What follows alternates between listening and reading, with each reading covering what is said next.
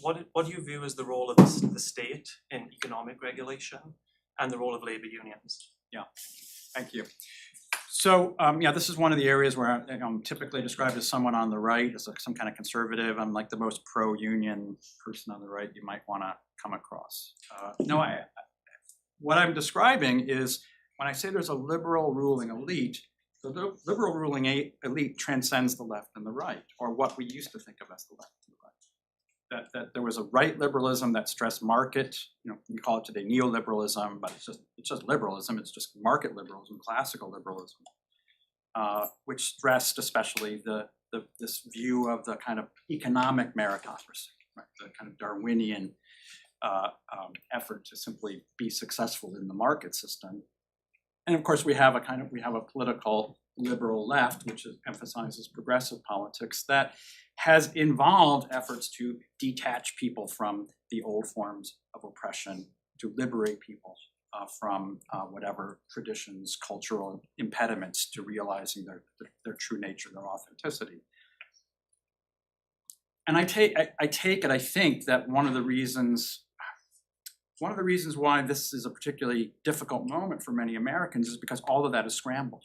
And what we see today is a rise of a kind of populism that infuriates both the old left, of course, but also the old right, those who call themselves never-Trumpers, who really simply want to go back to the old division. They really want to go back to the old division of the liberal left against the liberal right. In other words, to go back to the old regime.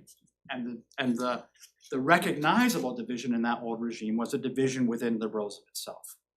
Why we're encountering this as regime change is because one party increasingly is a liberal party, and one party increasingly is the not liberal party, which includes such things as economic interventions in the marketplace in the form of course, tariffs and manufacturing and investments and so forth. And I think certainly if we listen to J.D. Vance when he was senator, is pro-union and seeks to break up monopolies.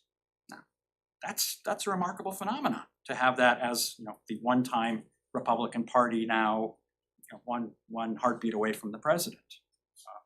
At the same time, it also includes a kind of socially conservative aspect to it. And this is where I think one can expect to see as shocking a shift on the right, which is the deployment of government policy in areas that conservatives have typically said that the government should have no intervention in these areas. And I think where you'll see this especially is family policy. You're seeing a massive amount of activity on the part of conservative think tanks, the conservative sort of intelligentsia. This may not be on your radars, but Heritage Foundation, which was founded as Ronald Reagan's foundation in the 1980s, has just in the last couple of weeks declared that it will be devoting massive amount of its resources to developing family policies, family-friendly policies. How do you increase marriage and how do you increase childbirth in the country? That's a revolution in thinking on the right.